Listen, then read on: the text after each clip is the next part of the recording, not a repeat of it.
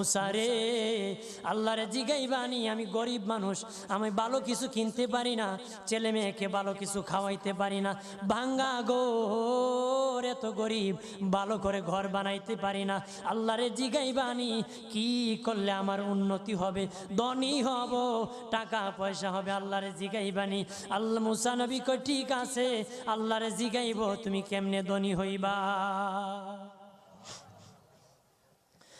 আল্লাহ নবী মুসা নবী 3 রাস্তার মোড়ে যা দেখে একটা লোক বসে আছে, তার 2 হাত নাই, 2 পা নাই, 2 হাত নাই, 2 পা নাই।